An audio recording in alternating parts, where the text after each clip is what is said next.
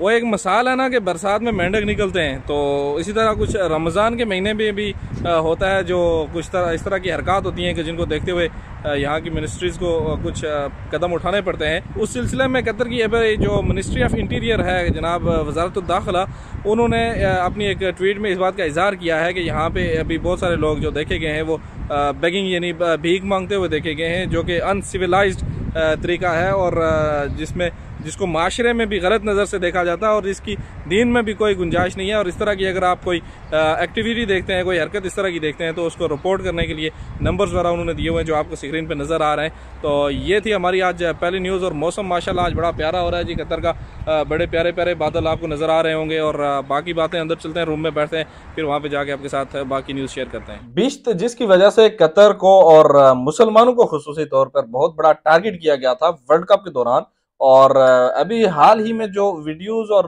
जो तस्वीर शेयर हो रही हैं अर्जेंटाइन से, क्योंकि अर्जेंटाइन आपको याद है वर्ल्ड कप 2022 के दौरान फातेह रहा और चैंपियन बन के यहाँ से गया कतर से। तो उस सिलसिले में जनाब अर्जेंटाइन की ये तस्वीर आप देख रहे हैं और वहाँ पे एक ट्रेंडी फैशन जो है वो इस बिश्त ने बना लिया है। वहाँ पे जो बिश्त को अब इस एक एजाज के तौर पे इस्तेमाल किया जा रहा है, जो कि इसका एक हक है वो अदा किया जा रहा है और इसको एक फैशन के तौर पे वहाँ पे लेके चल रहे हैं। ये न्यूज़ थी आज हमारे पास सबसे पहली अर्जेंटाइन से। और चलते हैं नेक्स्ट न्यूज़ की। दूसरी न्यूज़ जनाब डेनमार्क के हवाले से है। और आपको याद होगा कि डेनमार्क में कुरान पाक को नजर आतिश करने का जो कानूना अमल किया गया, उसके हवाले से वजारत खारजा जो है कतर की, उन्होंने इस बात से खबरदार किया है कि आज़ादी इजहार राय के बहाने लेकर कुरान पाक की बार बार खिलाफ वर्जी की इजाज़त देने से नफरत और शदीद तशद्दुद को हवा मिलती है और पुरअमन बकाए बामी के इख्तियार को खतरा लाहक होता है और वो मकरू दोहरे मयारात को जाहिर करता है। इसमें अकीदा, नस्ल या मजहब की बुनियाद पर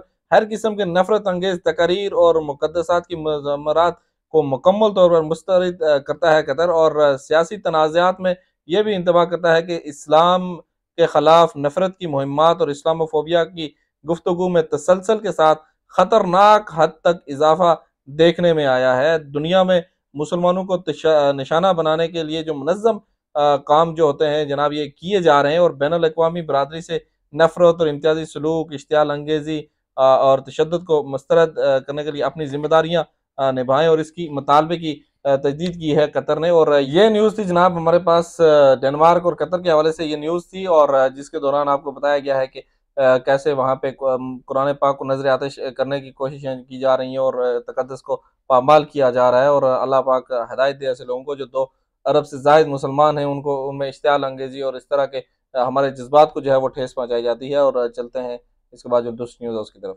कतर ही से अल वतन न्यूज़ को मैं कोट कर रहा हूँ जनाब, और ये तस्वीर कुछ आप देख रहे हैं और ये मसाजिद के हवाले से जो एक पोस्ट की गई उसमें, और उन्होंने कहा कि दारुल हुकूमत दोहा के कल्ब से जो चंद मिनट के फासले पर जनाब है एजुकेशन सिटी, और वहाँ पे ये मस्जिद मौजूद है और इस एक इस्लामी फ़न तामीर का शाहकार है जिसमें साइंस और इबादत का इम्तिजाज आपको नज़र आएगा। अगर आप कतर में मौजूद हैं तो आप एजुकेशन सिटी वाली मस्जिद में इसमें ज़रूर जाएं। माशाल्लाह बड़ी बेहतरीन और बहुत प्यारा डिज़ाइन इसका बनाया गया है। मैंने भी वीडियोज़ में ही देखा है, लेकिन मैं भी इंशाल्लाह जब भी वहाँ पे गया तो आपके साथ वीडियो इसकी ज़रूर बना के शेयर जरूर करूंगा। और चलते हैं नेक्स्ट और आखिरी न्यूज़ की तरफ जाने से पहले आपसे छोटी सी रिक्वेस्ट है जनाब, अगर अभी तक आपने चैनल को सब्सक्राइब नहीं किया तो चैनल को सब्सक्राइब करें, वीडियो को लाइक और शेयर करें। और आखिर में हमारे पास जो न्यूज़ है जनाब, मोहम्मद बिन अब्दुर्रहमान अल तानी हैं जनाब, जो रईस हैं मजलिस अल वज़रा के और वज़ीर खारजा हैं कतर के, उन्होंने टेलीफोनिक रब्ता हुआ है। उनका